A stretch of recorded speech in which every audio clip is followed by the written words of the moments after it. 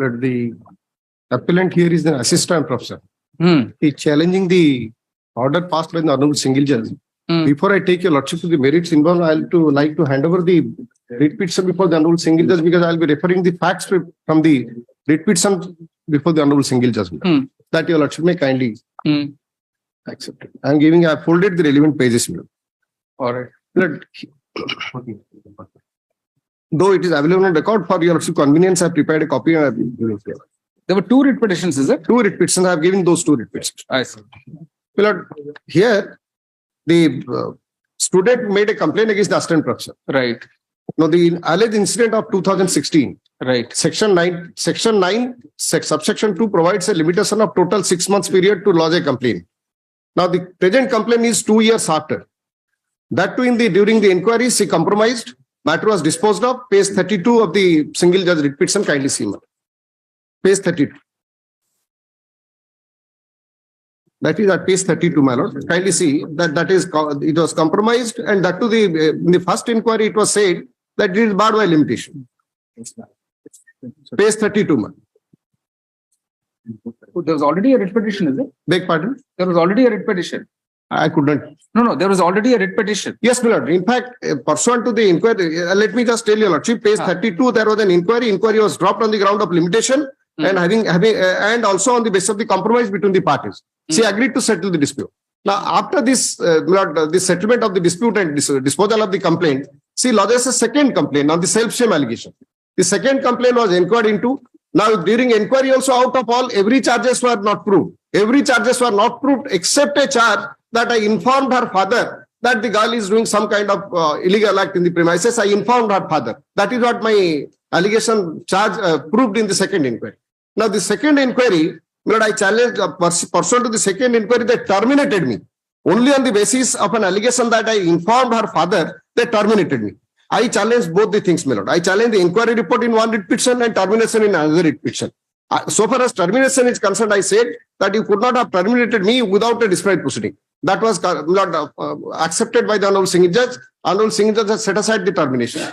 So far as the inquiry, my lord, the limited point is, Learned Single Judge said me to go in appeal. That your lordship would kindly see, I had 2 points of jurisdiction. One is barred by limitation. Other is second complaint not maintainable at all. No. Once the termination order is set aside, right, my lord. Just let's see the operative portion of the order. Right. That is at page. Lordship would kindly see page 28 of my appeal, man. Right. Para 10 onwards, your lordship will find.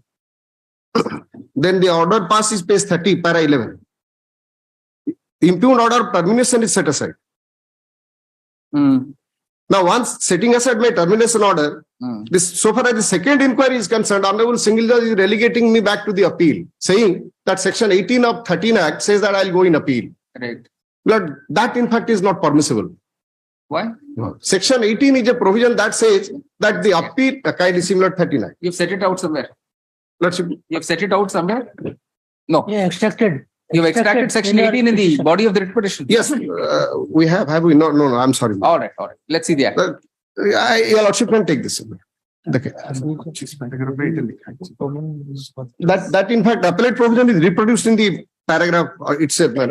Page 25, your lordship will find it. Page 25. 25. All right. Yes. Of the impugned order. Appeal. Kindly see. Any aggrieved person from the recommendation made on subsection 2 of section 13 or clause 1, clause 2 of subsection 3 of section 13 or subsection 1, so and so sections, non-implementation of such recommendations may prefer an appeal to the court or tribunal in accordance with the provisions of the service rules. Application to the said person, application to this should be applicable. Said person, or whether no such service rules exist, then without prejudice to the provisions contained in any other law for the timing in force, the person aggrieved may prefer an appeal in such manner as may prescribe.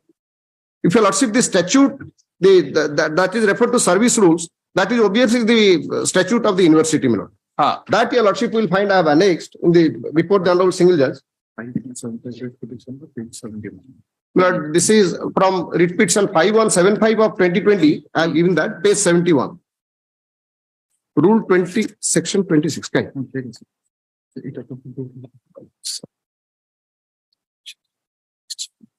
26. Right. Page 69, your lordship will find the appellate provisions. The member of staff agreed by any order passed by the board shall be entitled to prefer appeal to the visitor. In terms of the service rules, the service rules that is what page 69 of my writ petition WPC number 5175 of 2020, that says an appeal lies against suspension penalties in the disciplinary proceedings, which has been caused by the honorable single judge. So that's the point. That's the point.